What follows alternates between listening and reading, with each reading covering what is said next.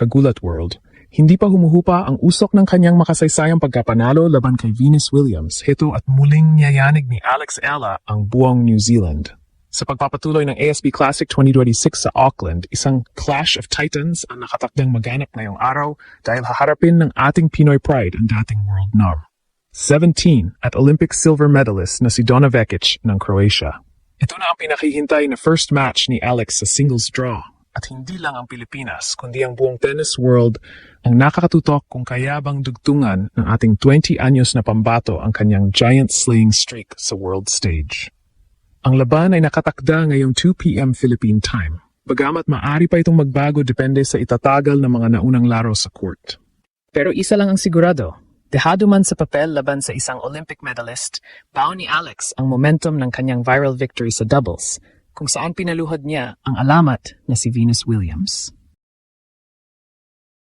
Ang shock factor na dinala ni Alex sa Auckland ay naging mitsa para kilalanin siya bilang most dangerous unseeded player sa tournament. Isipin niyo, si Vekic ay isang subok na veteran na may matinding power game. Pero si Alex ay liyamado pagdating sa mental toughness. Matapos isalba ang 8 set points noong nakaraang laban. Ito ang labanang susukat kung handa na nga ba si Alex Eala na pumasok sa top 30 ng WTA rankings ngayong 2026.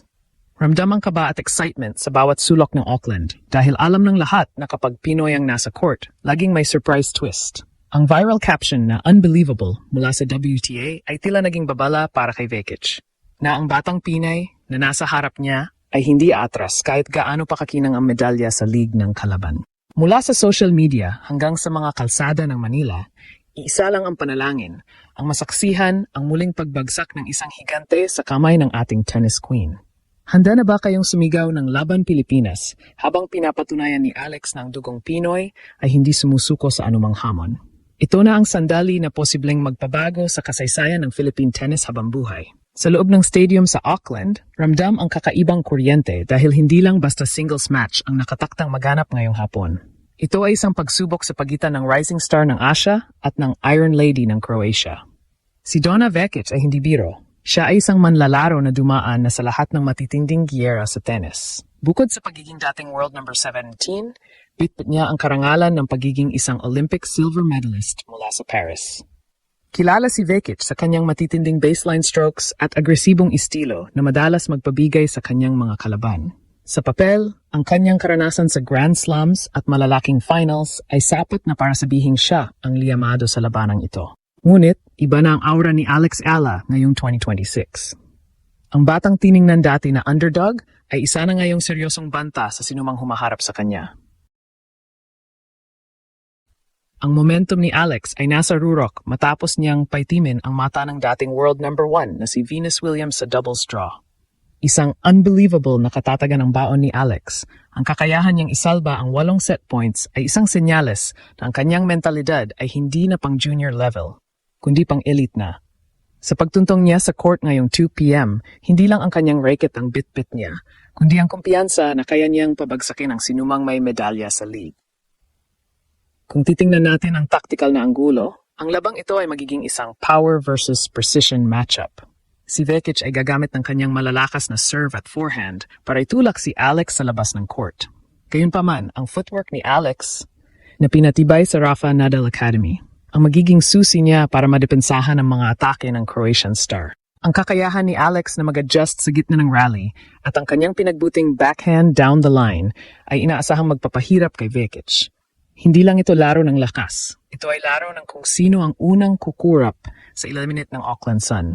Ang buong New Zealand ay nakaabang dahil si Alex Eala ang naging darling of the crowd matapos ang kanyang viral performances. Punong-puno ang stadium ng mga kababayan nating Pilipino na handang sumigaw para sa bawat puntos na makukuha ng ating pambato.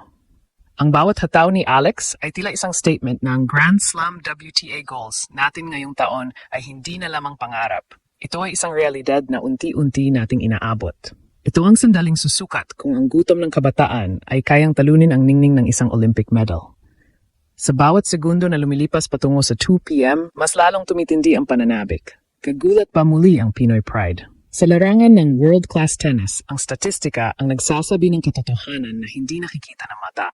Sa pagharap ni Alex Ayala kay Donna Vekic, kailangang himayin natin ang mga numerong magdidikta kung magagawa bang makalusot ng ating pambato. Si Vekic ay kilala bilang isa sa pinaka-consistent na server sa WTA Tour na may average first serve speed na pumapalo sa 170 to 180 km per hour. Noong huling kampanya niya sa Olympics, nagtala siya ng 78% win rate sa kanyang first serve. Isang aspeto na kailangang buwagin ni Alex kung nais niyang makakuha ng breakpoint opportunities. Ngunit dito, papasok ang X-factor ni Alex Ayala ngayon 2026. Ayon sa pinakahuling data mula sa kanyang mga laban sa Auckland, ang return of serve ni Alex ay tumaas ang efficiency ng 15% kumpara noong nakaraang taon. Ang kanyang deep returns ang naging dahilan kung bakit nahirapan sina Venus Williams na makuha ang kanilang ritmo. Laban kay Vekic, ang target ni Alex ay pilitin ang Croatian star sa mahabang rally. Si Vekic, bagamat makapangyarihan ang mga tira, ay madalas magkaroon ng unforced errors kapag pinatatakbo sa baseline. Ang stats ni Vekic sa mahabang rally, 10 shots or more, ay bumabagsak sa 42% win rate. Isang butas na tiyak na atakehin ng tactical mind ni Alex. Isa pang critical na aspeto ay ang second serve points won. Sa doubles match ni Alex kamakailan, nagpakita siya ng matinding disiplina sa kanyang second serve, kung saan nalimitahan niya ang kanyang double fault sa 3 lamang sa loob ng 2 sets. Kung mapapanatili ni Alex ang kanyang service accuracy at mapapataas ang kanyang first serve percentage sa 70% pataas, malaki ang tsansa niyang ma-neutralize ang agresibong return game ni Vekic. Isipin niyo, si Vekic ay isang rhythm player. Kapag nakuha niya ang momentum sa simula, mahirap siyang pigilan. Pero kapag naramdaman niya ang kanyang kalaban ay hindi bumibigay, doon lumalabas ang kanyang frustration. Dito natin makikita ang bunga ng training ni Alex sa Rafa Nadal Academy. Ang kanyang physicality at court endurance ay nasa elite level na. Sa ilalim ng pabago-bagong panahon sa Auckland, ang stamina ang magiging huling depensa. Habang si Vekic ay umaasa sa 1-2 punch, serve and a big forehand, si Alex naman ay nakasandal sa attrition tennis, ang pagpilit sa kalaban na magtrabaho para sa bawat puntos. Ang statistika sa breakpoint conversion ang magiging deciding factor. Noong nakaraang laban, 5 out of 12 ang conversion rate ni Alex. Kailangan niyang gawing mas clinical. Ito ngayong hapon dahil hindi magbibigay ng maraming tsansa ang isang Olympic silver medalist. Hindi lang ito laban ng lakas, ito ay laban ng mental endurance. Ang bawat porsyento ng service win, bawat unforced error at bawat ace ay bibilangin sa kasaysayan.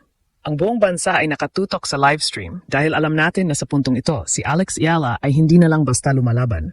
Siya ay nag-analisa, umaatake at sumisira sa sistema ng mga higante. Sa pagpatak ng 2 p.m., makikita natin kung ang tactical masterclass ni Alex ay sapat na para burahin ang bentahe ng isang veteran gaya ni Vekic.